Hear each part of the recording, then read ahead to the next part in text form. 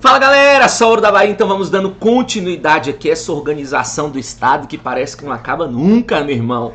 Que organização do Estado louca é essa, cara? Mas vamos lá, nós vamos entrar agora numa segunda parte, vamos dizer assim, da organização do Estado, que é a repartição de competências. Eu costumo falar que aqui é o local onde o filho chora e a mãe não vê nos concursos. É, meu amigo, é isso mesmo. Essa parte aqui, ela é muito temida pelos concurseiros de uma forma geral. É aqui que ele pergunta, e aí, gente, isso aqui é competência privativa ou é competência concorrente?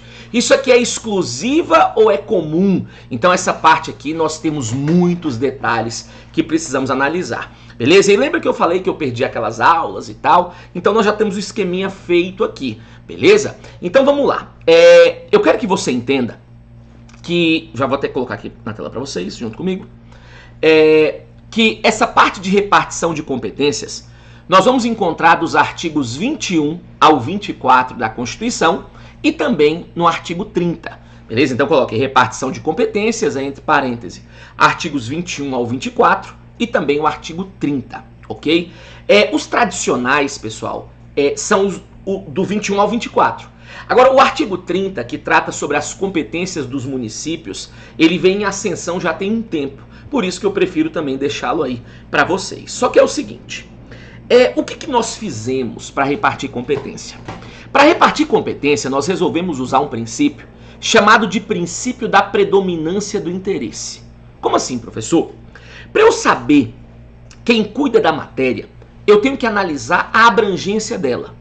Eu preciso analisar se a abrangência dessa matéria ela é de âmbito nacional, regional ou municipal. Por quê? Se a matéria tiver um âmbito nacional, quem cuida é uma pessoa, regional é outra, local é outra. Beleza? Por isso que eu fiz isso aqui para vocês. Então, a repartição de competências hoje, então, ela é feita com base no princípio da predominância do interesse. E aí nós precisamos analisar se o interesse da matéria é nacional, regional ou local. Por quê? Se a matéria for de abrangência nacional, como eu já tinha colocado aqui, a competência fica nas mãos da União. Se ela tiver uma abrangência regional, fica nas mãos do Estado. E, por sua vez, se tiver uma abrangência local, é uma matéria que fica nas mãos do município. Beleza? E aí, eu sempre falo para meus alunos que eu tenho um exemplo que, na minha opinião, é o melhor exemplo que eu posso dar para vocês inerente a esse assunto. Porque é o único caso que nós conseguimos ver os três âmbitos aqui tranquilamente com base na própria Constituição, que é justamente o serviço de transporte. Isso mesmo. Quando você lembrar do serviço de transporte, dificilmente você vai errar isso aqui. Quer ver? Imagina o seguinte, você tem um transporte intramunicipal. O transporte intramunicipal é aquele que só roda dentro do meu município. Então, se o transporte só roda dentro do meu município, eu lhe pergunto, o interesse aqui é local, regional ou nacional? Visivelmente local. Por isso que quem cuida de transporte intramunicipal é o próprio município. Agora, você tem aquele transporte que sai de um município e vai para o outro, conhecido como transporte intermunicipal.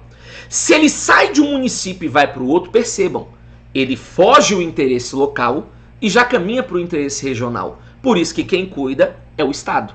E se você, por sua vez, tem um transporte interestadual ou internacional, aí você já percebe que o âmbito torna-se nacional, então quem cuida da matéria é a própria União. Beleza? Por isso já fiz questão de dar esse exemplo e deixá-lo aí no seu caderno. Então, se o interesse é local, fica nas mãos do município, exemplo aí, transporte intramunicipal.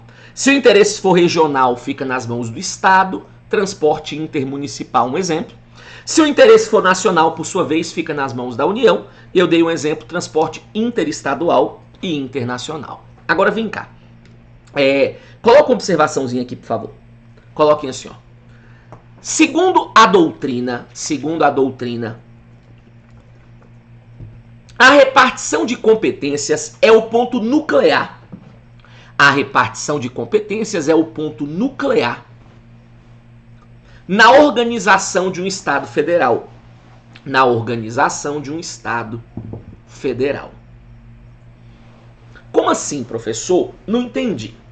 Eu vou dar um exemplo que um doutrinador, ele coloca no livro dele. Ele fala o seguinte, imagina que você tem uma empresa, e essa sua empresa, então, ela tem 4 sócios, beleza?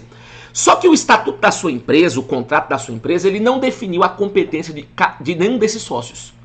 Eu lhe pergunto, essa sua empresa, ela vai ser organizada ou vai ser desorganizada?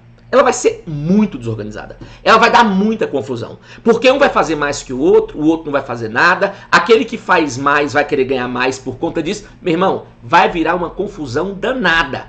Então, a mesma lógica eu quero que você empregue aqui na nossa federação. A nossa atual federação, como nós já sabemos muito bem, ela é formada por 4 entes. União, Estado, DF, Município. Imagina se eu não repartir a competência de nenhum deles. Vai dar confusão. Eu costumo falar, se hoje, com as competências em regra tão bem delineadas na Constituição, dá confusão. Imagina a Constituição não fazendo isso expressamente. Aí o problema seria muito maior. Não é? Então, justamente por isso, é imprescindível, é necessário que a federação ela faça a repartição de competências. Por isso nós falamos que é o ponto nuclear, crucial, às vezes até quase que primordial de uma federação. Agora, essa parte aqui é um pouco de doutrina, com um pouco de jurisprudência, só que é o seguinte, a próxima parte que eu vou entrar, eu costumo falar o seguinte, ela não cai não, ela despenca. Se você for analisar, ela cai tanto quanto o artigo 21 e 24. E é uma parte totalmente doutrinária, beleza? Como assim, professor? Eu já vou colocar o esqueminha aqui para você entender. E aí, se você já quiser parar a tela aí, agora, pare e já copiar esse esqueminha para eu poder explicá-lo para vocês. Fica um pouco mais fácil aí a sua vida. Mas vamos lá. Espero que vocês já tenham copiado, você deu um pause aí, essa é a vantagem da videoaula, né? E aí eu quero que você entenda o seguinte, agora presta atenção e só foca aqui no professor. Todos os entes, todos, sem exceção, União, Estado, DF, municípios, todos, têm 2 tipos de competência. Todos eles têm competência expressa, todos eles possuem competência residual, beleza? Professor, tá, o que é uma competência expressa? A competência expressa, também conhecida como competência enumerada, é aquela que vem prevista expressamente, aquela que vem discriminada pela Constituição. Vou te dar um exemplo clássico. Quando você pega os artigos 21 e 22 da nossa Constituição, nós temos ali incontáveis competências expressas da União. Beleza? Lá ele coloca várias e várias competências da União. Agora, a competência residual, por sua vez, se você pegar a palavra residual, residual vem de resíduo, e resíduo é sobra, é resto. Nós temos alguns casos que o ente ele fica com o resto, ele fica com a sobra daquilo que é deixado pela Constituição. Vou te dar o exemplo clássico que nós temos, que é o Estado. Quando você pega o artigo 25, parágrafo 1º, ele fala que compete a um Estado tudo aquilo que não seja vedado por a Constituição. Como que você chega então à competência de um Estado? É fácil, quer ver? Tira o que é da União, tira o que é do DF, tira o que é do município. O que sobrar vira competência do Estado. Por isso que ela é chamada de residual, ou seja, ele fica com a sobra da Constituição. Só que, mais uma vez, eu vou falar isso para vocês. Todos, sem exceção, têm a competência expressa, todos têm a competência residual. Só que cabe a nós definirmos onde eu coloco isso como regra, onde eu coloco isso como exceção. Por isso eu já fiz questão de deixar lindo aqui para você, quer ver? Olha aqui comigo, por favor. A União. Em regra, as competências da União estão aqui, ó, são competências expressas. São competências que foram previamente discriminadas pela Constituição. Agora, eu não posso chegar para você e afirmar, pessoal, devido ao fato da União deter apenas competências expressas, pode parar. A União, ela também tem competência residual. Porém, a União exercendo competência residual não é regra, é uma exceção. Então, de novo, a União tem tanto competência expressa como competência residual. Só que para a União a competência expressa é regra, a competência residual é uma exceção. O município, por sua vez, ele segue a mesma linha, a mesma diretriz da União. Em regra, município também possui competência expressa. Agora, professor, posso afirmar que município só possui competência expressa? De jeito nenhum, porque de maneira excepcional, o município ele também tem competência residual. Então, ó, para consumar, União e município, em regra, tem competência expressa. Todavia, de maneira excepcional, possui competência residual. Agora, quando eu vou para o lado, quando eu vou para a banda do Estado, a coisa muda. Em regra, Estado não tem competência expressa. Não. Em regra, Estado tem competência residual. Em regra, como eu falei, ele fica com a sobra, né? Agora, olha um pequeno detalhezinho aqui. Percebam quantos sinônimos o examinador pode utilizar na sua prova para falar de competência residual. Competência residual em prova pode ser chamada de remanescente, reservada ou não enumerada. Então, qualquer uma dessas nomenclaturas aqui eu estou fazendo referência à competência residual. Agora, de novo, porque eu sou chato mesmo por excelência. Professor, então eu posso afirmar que o Estado só tem a competência residual? Nunca. Estado também tem competência expressa, entretanto, o Estado exercendo competência expressa não é regra, é exceção. Gosto de pegar como exemplo o próprio artigo 25. Se você pegar o próprio artigo 25, ele fala que compete ao Estado legislar sobre gás canalizado, compete ao Estado criar micro-regiões, regiões administrativas, microaglomerações urbanas. Então percebam, são competências do Estado que estão previstas expressamente na Constituição. Só que isso é algo excepcional, tratando-se de Estado. E o DF, por sua vez, ele goza de competência cumulativa. Como nós já vimos anteriormente, o DF ele fica tanto com a competência do Estado, mais a competência do município. Então eu posso afirmar para você que o DF também ele fica tanto com a competência expressa, bem como com a residual. Aí agora cabe a nós analisarmos se o DF está atuando como Estado ou está atuando como município, uma vez que, como nós já estudamos no bloco passado, o DF é um ente híbrido, né? Agora, nós já sabemos isso e mais uma vez vou repetir. Isso aqui não cai em prova. Isso aqui despenca em prova. É importante demais você lembrar isso aqui. Você lembrar quem em regra tem a expressa, quem em regra tem a residual. Sabendo que sempre o fato de eu ter a expressa não me exclui de ter a residual e vice-versa. Por isso coloco uma observaçãozinha aqui para ficar o ouro da Bahia. Vamos lá, coloquem assim. Todos os entes possuem tanto a competência expressa, todos os entes possuem tanto a competência expressa, como também a residual. Tanto a competência expressa, como também a residual. Porém, precisamos analisar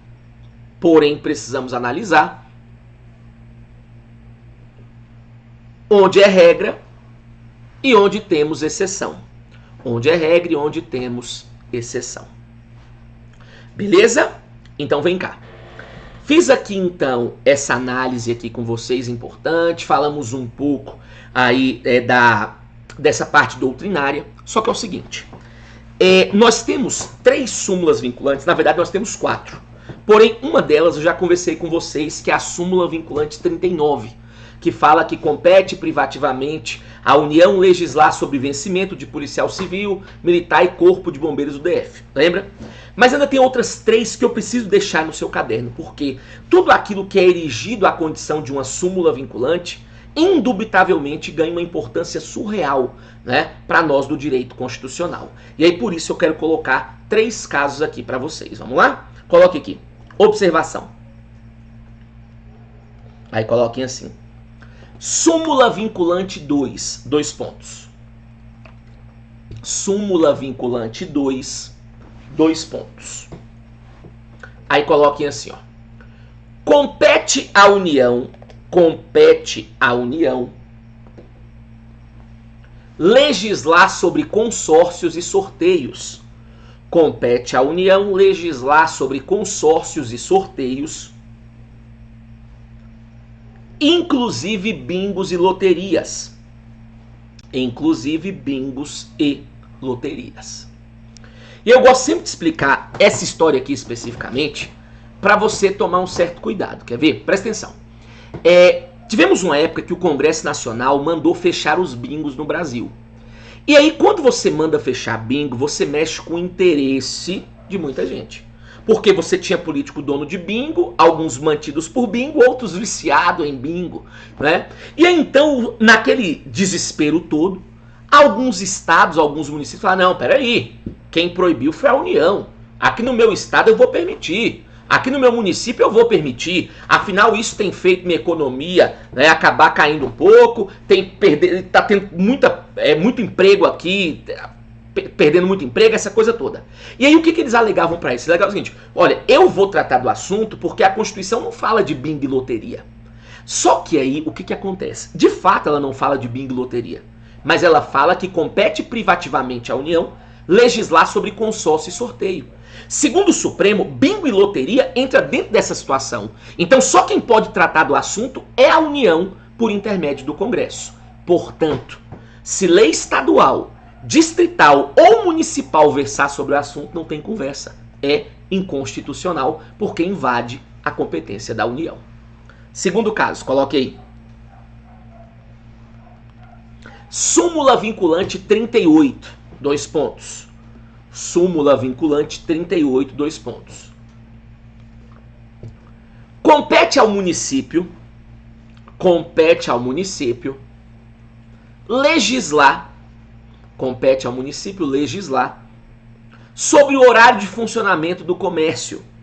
Compete ao município legislar sobre o horário de funcionamento do comércio.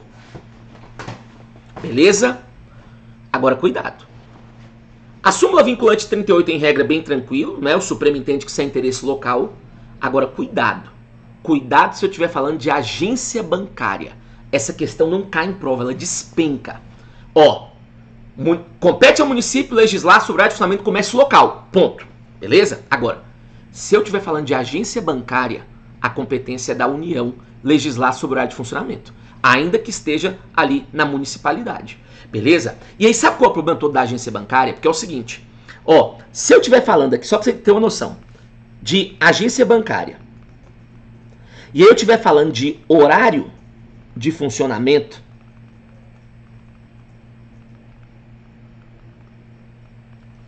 a competência é da dona União. Agora, ainda no bojo da agência bancária, se eu estiver falando de política de segurança,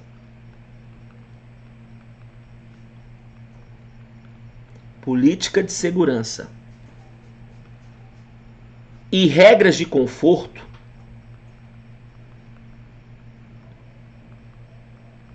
por sua vez, já vira competência do município. Tá vendo então o problema? Agora detalhe, o caso da agência bancária não está previsto em súmula vinculante, mas ainda assim ele é muito cobrado em prova, então cuidado. Horário de funcionamento do comércio local, município. Se estiver falando de horário de funcionamento de agência bancária no município, a União que legisla. Se estiver falando sobre política de segurança e regras de conforto da agência bancária, aí é competência do próprio município. Mais uma, coloque aqui.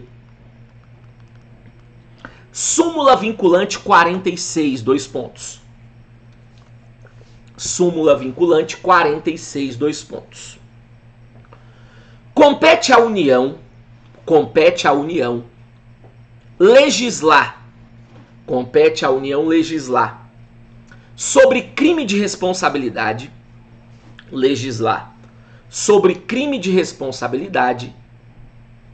o seu processo e julgamento.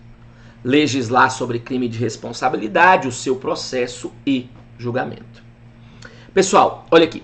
Sempre que eu falar de crime de responsabilidade, olha, quem define crime de responsabilidade, quem pode ampliar os casos de crime de responsabilidade, lembre-se, a competência é da União por intermédio do Congresso. Se Estado, DF ou município tentar tratar do assunto, inconstitucional. Eu vou dar um exemplo que foi cobrado uma vez numa prova do Tribunal de Contas do DF. Prova muito boa e uma prova do CESP. Ele colocou bem assim, ó. É vedado a lei orgânica do DF criar novos crimes de responsabilidade para conselheiros do Tribunal de Contas. É vedado a lei orgânica do DF criar novos casos de crimes de responsabilidade para conselheiros do Tribunal de Contas, certo? É vedado por quê? Porque a competência é da União. A lei orgânica, o DF não pode fazer isso. Só quem pode fazer isso é a União por intermédio do Congresso. Então, muito cuidado aí, pessoal, com essas 3 súmulas vinculantes que eu mencionei, beleza? A 2, a 38 e a 46 e também a 39, que eu falei no bloco anterior, quando tratamos sobre o Distrito Federal. Agora vem aqui comigo. Eu fiz essa, vamos dizer, essa introdução muito importante ao assunto, com base aí em doutrina e jurisprudência, mas, não sei, mas acho que a palavra é essa, mas infelizmente, a parte mais cobrada aqui, ela sai da literalidade. E antes de eu começar a imersão nesse assunto com vocês, eu quero primeiro organizar a cabeça de vocês. Do artigo 21 ao 24, nós temos a repartição de competências, ok? Só que a coisa funciona assim. No 21 e no 23, eu tenho competências administrativas. No 22 e no 24, por sua vez, eu tenho competências legislativas, certo? Só que aí vou te explicar um detalhezinho, sendo bem sincero. De cada 10 questões cobradas desse assunto, 8, mais ou menos, vão cair das competências legislativas, que são as competências privativas da União e as competências concorrentes.